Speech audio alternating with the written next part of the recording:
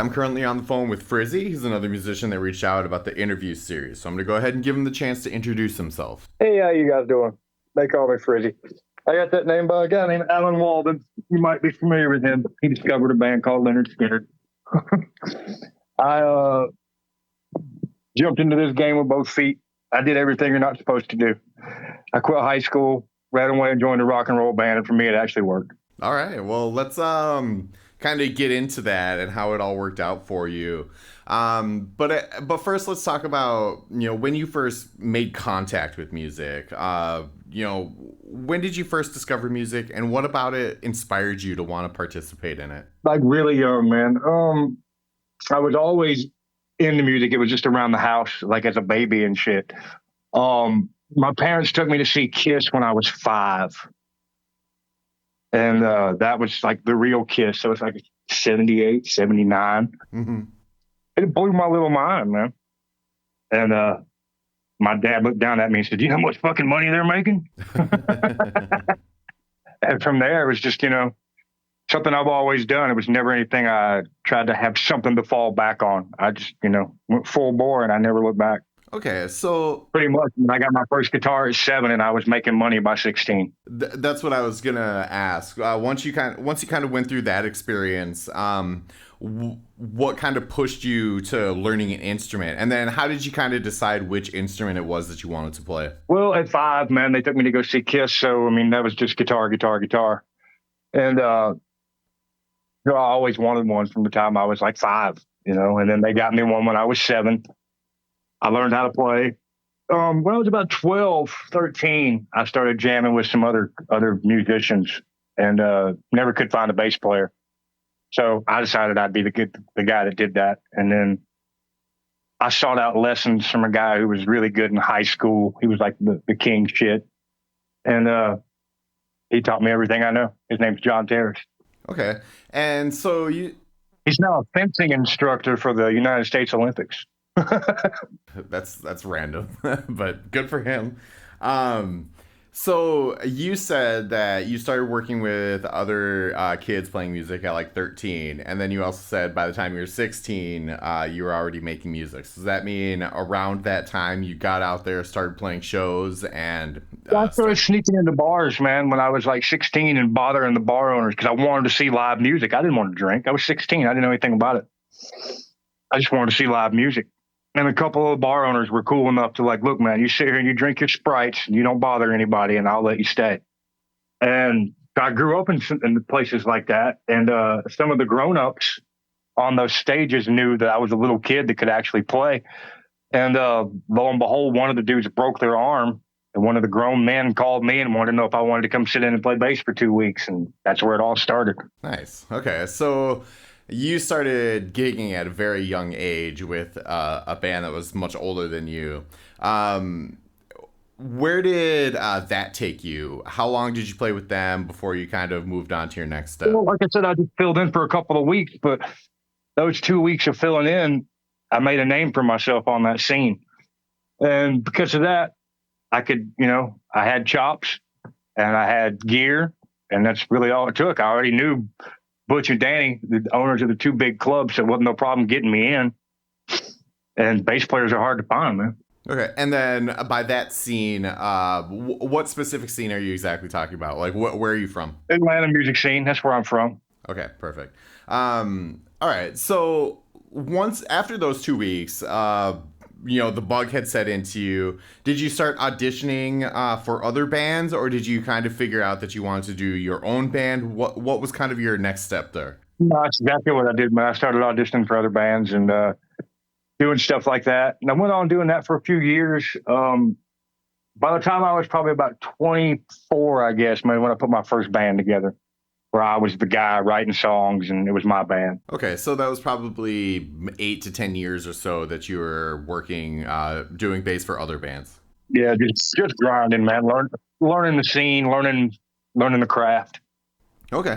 And then seeing that I was better than the people that were paying me, so I might as well go out and do this my damn self. Sure. So about 24, you start your own band. Aside from, just being a band and becoming a rock star, What were kind of your motivations? Like what type of music did you want to make? Rock and roll, man. You know, man, I grew up on Kiss, Guns N' Roses, Cinderella, stuff like that. And just, money, decent Okay. money in it. Sure. That's It fair. beats a real job.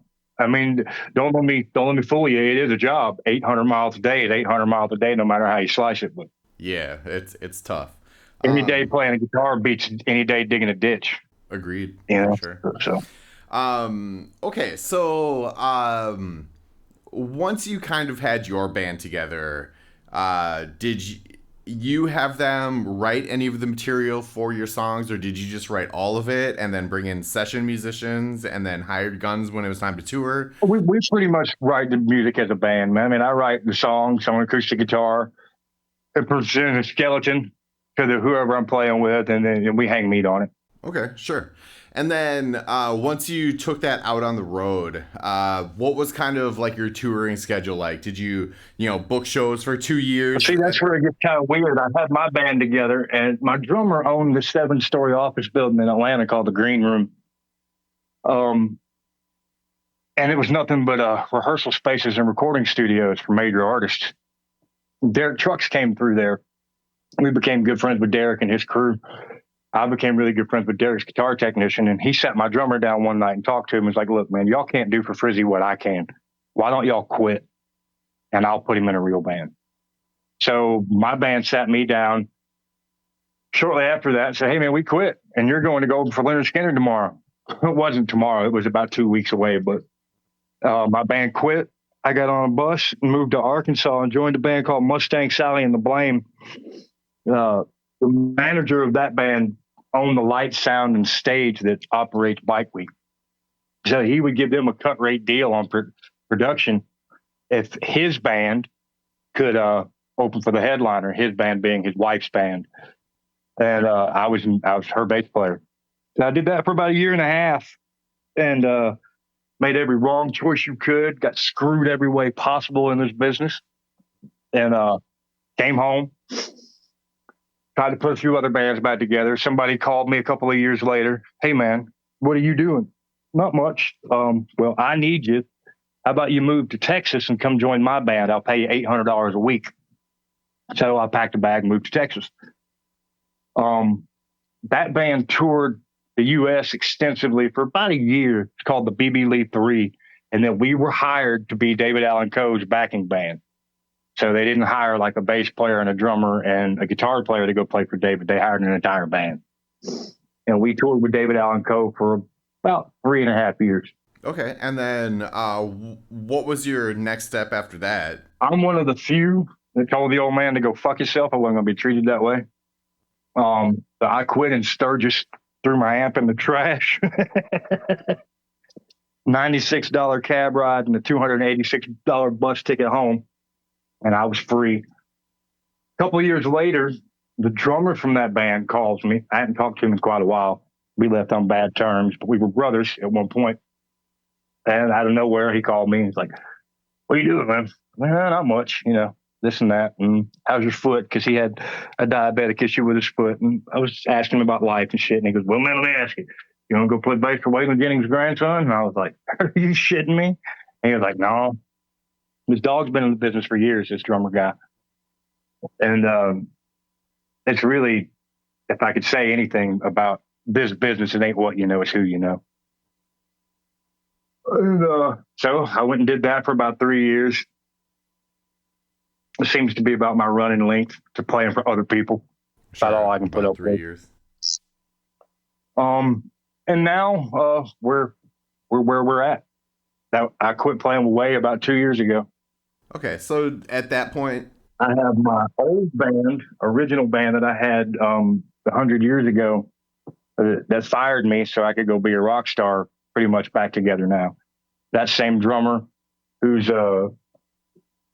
not just a drummer, he's a music mogul. mhm.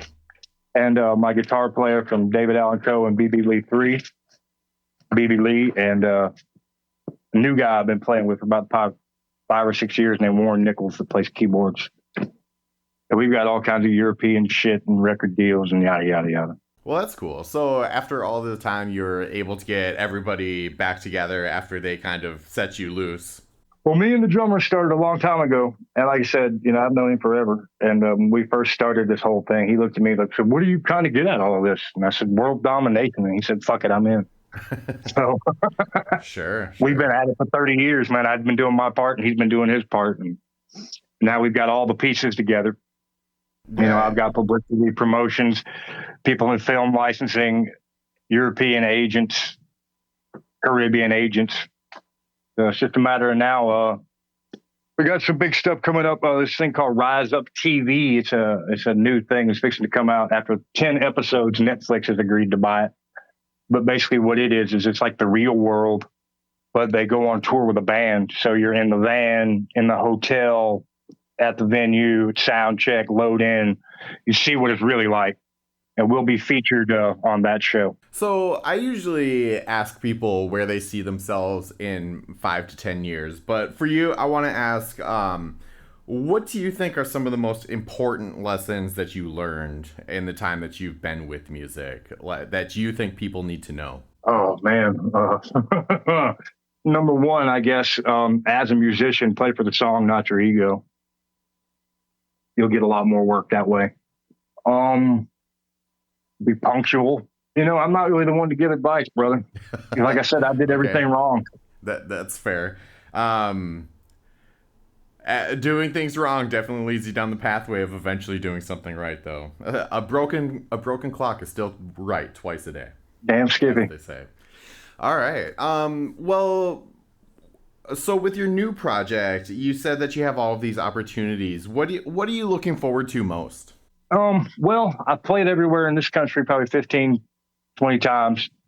So we've got Argentina, Greece, Turkey, Egypt, Cambodia, the Philippines, Dubai, shit like that on the book. So I'm looking forward to playing in other parts of the world.